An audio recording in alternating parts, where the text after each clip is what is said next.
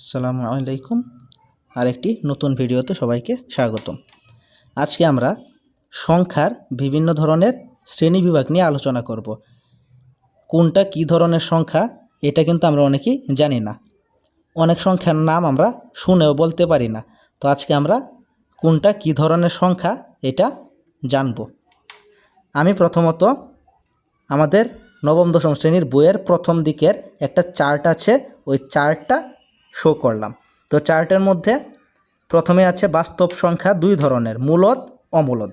মূলদ সংখ্যা দেয়া আছে দুই ধরনের, পূর্ণ এবং ভগ্নাংশ। আবার পূর্ণ সংখ্যা তিন ধরনের, ধনাত্মক, শূন্য এবং ঋণাত্মক। ধনাত্মক সংখ্যা আবার দেয়া আছে তিন ধরনের, মৌলিক, এক এবং যৌগিক। অপরদিকে ভগ্নাংশের সাধারণ ভগ্নাংশ দুই ধরনের, প্রকৃত, অপ্রকৃত, মিশ্র তিন ধরনের। আবার দশমিক ভগ্নাংশ দুই ধরনের, একটি সসীম আর একটি অসীম আবৃত্ত। তো এই ক্যাটাগরিগুলো নিয়ে আমরা এখন আলোচনা করব। প্রথমত আলোচনার মধ্যে আসছে বাস্তব সংখ্যা কি। আমরা একে একে সবগুলা সংখ্যা নিয়ে আলোচনা করব এবং কোনটা কোন ধরনের সংখ্যা এটা আমরা আস্তে আস্তে বোঝার চেষ্টা করব। তো শুরু করি। তো প্রথম কথা হচ্ছে বাস্তব সংখ্যা কি। বাস্তব সংখ্যা আমরা এই পর্যন্ত যত ধরনের সংখ্যা দেখেছি, মহাবিশ্বে যত ধরনের সংখ্যা আবিষ্কার করা হয়েছে সবগুলো সংখ্যাই বাস্তব সংখ্যা। যত সংখ্যা আমরা এই পর্যন্ত দেখেছি সবগুলাই বাস্তব সংখ্যা। তারপরে আসছে মূলদ সংখ্যা। মূলদ সংখ্যা কি, অসীম অনাবৃত্ত বাদে সকল সংখ্যাই মূলদ সংখ্যা। শুধু অসীম অনাবৃত্ত না থাকলে এটা মূলদ সংখ্যা। এখন অসীম অনাবৃত্ত থাকলে কি হয়, অসীম অনাবৃত্ত থাকলে এটা অমূলদ সংখ্যা হয়। এখন অনাবৃত্ত আর আবৃত্ত কি। অনাবৃত্ত হচ্ছে দশমিকের পর যদি কোনো সংখ্যা রিপিট না হয়, অর্থাৎ বারবার যদি না আসে, তাহলে এটা হচ্ছে অনাবৃত্ত। আর যদি দশমিকের পরে কোনো সংখ্যা রিপিট হয়, অর্থাৎ বারবার আসে, তাহলে এটাকে বলবে আমরা আবৃত্ত। যেমন এখানে 5.666, এখানে ডট ডট দিয়ে বোঝানো হয়েছে যে 6 সংখ্যাগুলা রিপিট হচ্ছে বারবার। তো 6 যেহেতু রিপিট হচ্ছে, তাহলে আমরা বলতে পারি এটা একটা আবৃত্ত দশমিক অসীম সংখ্যা। অসীম মানে যার কোনো শেষ নেই। তো এই সংখ্যাটা ডট ডট দিয়ে বোঝানো হয়েছে, এটার কোনো শেষ হয় না, কিন্তু সংখ্যাগুলা কিন্তু বারবার রিপিট হচ্ছে। যেহেতু রিপিট হচ্ছে, তাই আমরা এটাকে বলতে পারি অসীম আবৃত্ত দশমিক সংখ্যা। আর এই সংখ্যাগুলা যদি একটু লক্ষ্য করি, তাহলে সংখ্যাগুলা শেষ নাই, তার মানে অসীম। আর এখানে কোনো সংখ্যা রিপিটও হচ্ছে না, তার মানে এটা অসীম অনাবৃত্ত। তো অসীম অনাবৃত্ত সংখ্যা হলেই এটা অমূলদ। আর যদি অসীম অনাবৃত্ত না হয়ে যে কোনো ধরনের সংখ্যা হয়, তাহলে এটা মূলদ সংখ্যা। তারপর আসছে পূর্ণ সংখ্যা। পূর্ণ সংখ্যা হচ্ছে দশমিকের সংখ্যা। যে কোনো দশমিকের সংখ্যা, আবার ভগ্নাংশ সংখ্যা বাদ দিলে সকল সংখ্যাই পূর্ণ সংখ্যা। সংখ্যাটা পূর্ণ থাকলে, পরিপূর্ণ থাকলে এটাকে আমরা পূর্ণ সংখ্যা বলি। যেমন -9, এখানে দশমিকও নেই, আবার লব হরাকারের সংখ্যাও নেই, তো এটাকে আমরা বলতে পারি পূর্ণ সংখ্যা। যেটা পরিপূর্ণ থাকবে ওইটাকে আমরা বলবো পূর্ণ সংখ্যা। প্লাসেরও হতে পারে, মাইনাসেরও হতে পারে, যে কোনো কিছুর হতে পারে। শুধু সংখ্যাটাতে দশমিক এবং লব হর না থাকলেই আমরা বলতে পারি এটা পূর্ণ সংখ্যা। তারপর ভগ্নাংশ। ভগ্নাংশ দশমিক থাকলে অথবা লব বয় হর আকার এরকম থাকলে এটাকে আমরা বলতে পারি ভগ্নাংশ। দশমিক থাকলেও ভগ্নাংশ, লব বাই হর থাকলেও ভগ্নাংশ। যেমন এইটা একটা ভগ্নাংশ, এইটাও একটা ভগ্নাংশ। আমরা কিন্তু দশমিককে অনেকে ভগ্নাংশ বলি না, তবে দশমিকও ভগ্নাংশের অন্তর্গত। তারপর ধনাত্মক সংখ্যা। কোনো সংখ্যার আগে যদি প্লাস চিহ্ন থাকে অথবা কোনো চিহ্নই না থাকে, তাহলে ওইটাকে আমরা বলি ধনাত্মক সংখ্যা, অর্থাৎ প্লাস চিহ্নযুক্ত। এখানে 6-এর আগে কোনো চিহ্ন নেই, তাই এটাকে প্লাস বোঝানো হয়েছে। শুরুতে প্লাস চিহ্ন না দিলেও এটাকে প্লাসেরই বোঝায়, আর শুরুতে প্লাস চিহ্ন দিতে হয় না। তো ধনাত্মক সংখ্যা হচ্ছে প্লাস চিহ্নযুক্ত যত সংখ্যা আছে সবগুলাই ধনাত্মক সংখ্যা। আর ঋণাত্মক সংখ্যা বলতে বোঝায় মাইনাস চিহ্নযুক্ত। মাইনাস চিহ্ন দিয়ে যতগুলা সংখ্যা লিখবো, এই যে এখানে আমি মাইনাস চিহ্ন দিয়ে কতগুলা সংখ্যা লিখেছি, তো মাইনাস চিহ্ন দিয়ে সংখ্যা লিখলে এটাকে আমরা বলি ঋণাত্মক সংখ্যা। তারপর আসে সাধারণ ভগ্নাংশ। সাধারণ ভগ্নাংশ হচ্ছে একটা দাগ দিয়ে উপরে একটা সংখ্যা নিচে একটা সংখ্যা এরকমভাবে, অর্থাৎ লব বাই হর। দাগের উপরেরটাকে বলি লব এবং নিচেরটাকে বলি হর। যদি কোনো সংখ্যা আমাকে এরকমভাবে দেয়, লব বাই হর আকারে দেয়, তাহলে এইটাকে আমরা বলবো সাধারণ ভগ্নাংশ। লব বাই হর আকারে যতগুলা সংখ্যা আমাকে দিবে সবগুলাকেই আমি সাধারণ ভগ্নাংশ বলবো। তারপর দশমিক ভগ্নাংশ। দশমিক চিহ্নযুক্ত সংখ্যাই দশমিক ভগ্নাংশ। দশমিক বলতে আমরা বুঝি একটা ডট। তো 7.93 এটা একটা দশমিকের সংখ্যা, এটাও দশমিকের সংখ্যা, এটাও দশমিকের সংখ্যা। তো যেই সংখ্যার মধ্যে দশমিক চিহ্ন থাকবে ওইটাই হচ্ছে দশমিক সংখ্যা। তারপর আসে মৌলিক সংখ্যা। মৌলিক সংখ্যা হচ্ছে যেই সংখ্যাকে এক এবং ওই সংখ্যা ছাড়া অন্য কোনো সংখ্যা দ্বারা ভাগ করা না যায়।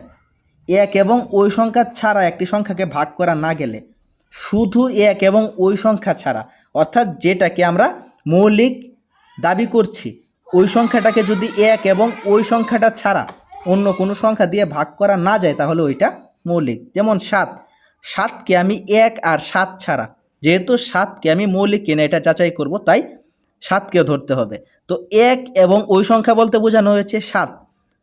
7কে যেহেতু 1 এবং 7 ছাড়া আর কোনো সংখ্যা দ্বারা ভাগ করা যায় না, তাই 7 একটি মৌলিক সংখ্যা। ঠিক এরকমভাবে 13, এটাও একটা মৌলিক সংখ্যা, কারণ 13কে আমরা 1 এবং 13 ছাড়া অন্য কোনো সংখ্যা দ্বারা ভাগ করতে পারবো না। 47, 89 এই প্রত্যেকটা সংখ্যাকে আমরা 1 এবং ওই সংখ্যা ছাড়া ভাগ করতে পারবো না, কাজে এগুলো মৌলিক সংখ্যা। আর যেই সংখ্যাকে 1 এবং ওই সংখ্যা ছাড়াও অন্য সংখ্যা দিয়ে ভাগ করা যায়, এই জিনিসটা একটু মনে রাখতে হবে। 1 এবং ওই সংখ্যা ছাড়া অন্য সংখ্যা দ্বারাও ভাগ করা গেলে ওইটা যৌগিক, অর্থাৎ যে কোনো সংখ্যা দ্বারা ভাগ করা যেতে পারে। যেমন 8, 8কে ভাগ করতে গেলে আমি 1 এবং 8 ছাড়া 2 দিয়েও ভাগ করতে পারি, 4 দিয়েও ভাগ করতে পারি। অর্থাৎ একটা সংখ্যাকে 1 আর ওই সংখ্যা ছাড়া অন্য কোনো সংখ্যা দিয়ে যদি ভাগ করা যায় তাহলে ওইটা মৌলিক। যেমন 9, 9কে 1 এবং 9 এর পাশাপাশি আমরা 3 দিয়েও ভাগ করতে পারি। তাহলে 1 এবং ওই সংখ্যা ছাড়া অন্য কোনো সংখ্যা দ্বারা ভাগ করা গেলেই ওইটাকে আমরা বলবো যৌগিক সংখ্যা।